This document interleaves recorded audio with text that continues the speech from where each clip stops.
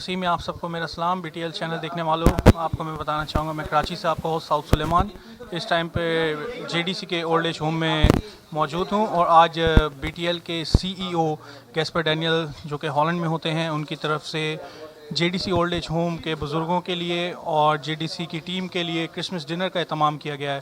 Views میں آپ کو بتانا چاہوں گا کہ یہ کرسمس ڈنر جو کہ بہت پہلے ہو جانا چاہیے تھا, ٹھیک ہے, کرونا وائرس کی وجہ سے جو ہے یہ ڈنر لیٹ سے لیٹ ہوتا گیا, اور اس کی وجہ سے آج بڑی مشکل سے ہمیں یہاں پہ ٹائم ملا ہے, اور آج ہم نے یہاں پہ یہ ڈنر ارینج کیا ہے. چھوٹا سا بریک لیں گے, ملتے ہیں بریک کے بعد. شکریہ.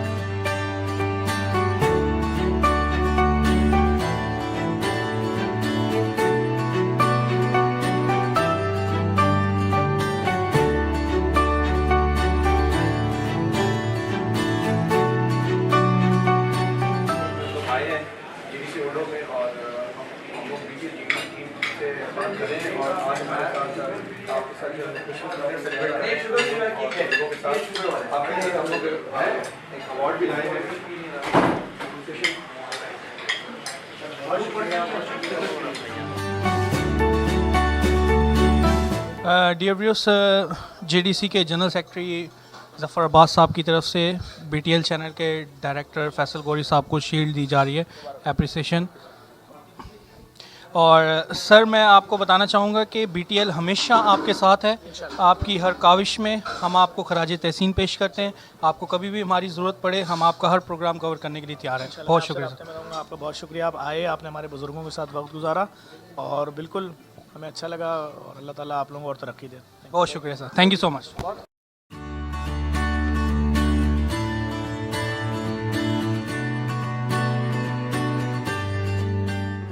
Do not forget to like the video, subscribe BTL TV, and press the bell icon to receive notifications.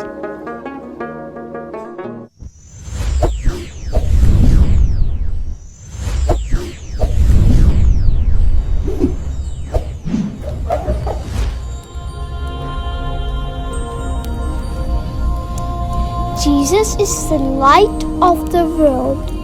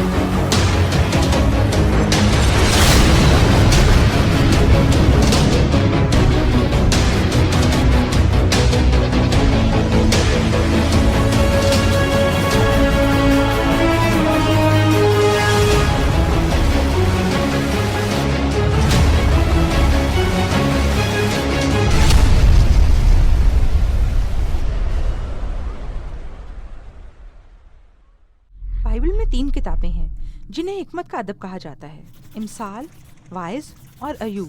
پہلی کتاب امثال ہمیں بتاتی ہے کہ خدا حکمت سے معمور اور راست ہے. ہاں, ہم نے سیکھا کہ خدا نے دنیا کو ترتیب دیا, लिहाजा ये पुरइंसाफ जगह है। रास्तबाज को अजर मिलता है और शरीर को सजा। आप जो बोते हैं वो काटते हैं। लेकिन फिर हम वाइज से मिलते हैं जो ये मुशाहिदा करता है कि लोगों को हमेशा वो नहीं मिलता जिसके वो हकदार हैं। हाँ, वो कहता है कि दुनिया हमेशा पुरइंसाफ जगह नहीं है।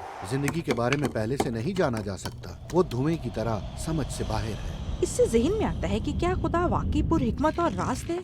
जी हाँ, इस सवाल का जवाब हिकमत की आखिरी किताब अयूब में तलाश किया जा सकता है।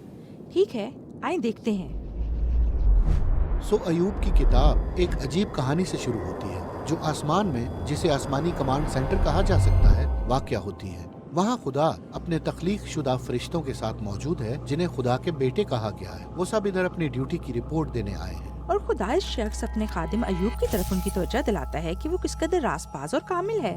तब एक मखलूक फरिश्ता इसके पास आता है। इसे इब्रानी में शैतान कहा जाता है। शैतान? ये कौन है?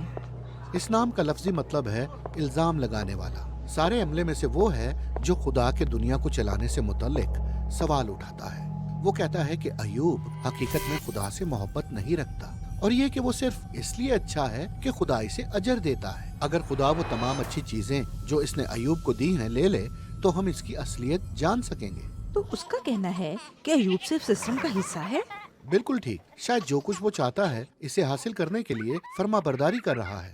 सो खुदा इस तजुर्बे पर रजामंद हो जाता है और शैतान को इजाजत देता है कि अयूब पर तकलीफ न हो। और अयूब जिस शख्स या चीज की परवाह करता है वो सब इससे छीन ली जाती है। ये तबाहकुन है। याद रखना कि वो इसमें से किसी का हकदार नहीं था, खुदा ने खुद ये कहा था। और हैरान कुन बात ये है कि इस सब के दरमियान भी अयूब खुदा की तारीफ करता है।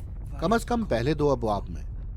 लेकिन तीसरे बाब में हम देखते हैं कि इसके अंदर क्या जज्बात पल रहे हैं। वो एक ऐसी नज़म लिखता है जो इसके अंदर की तबाही जाहिर करती है। ये एक लंबी लानत है इस दिन पर जिस दिन वो पैदा हुआ। इसके बाद अयूब के कुछ दोस्त उसके पास आते हैं कि उसकी मदद करें और वो सब कुछ ऐसा कह रहे थे, अयूब तुमने कुछ बहुत गलत किया जो तुम्हारे साथ ये हुआ। आखिर हम जानते हैं कि खुदा रास्तबाज है और हम जानते हैं कि दुनिया खुदा की रास्ती और इंसाफ के जरिए चलती है, लिहाजा तुमने जो बोया काट रहे हो।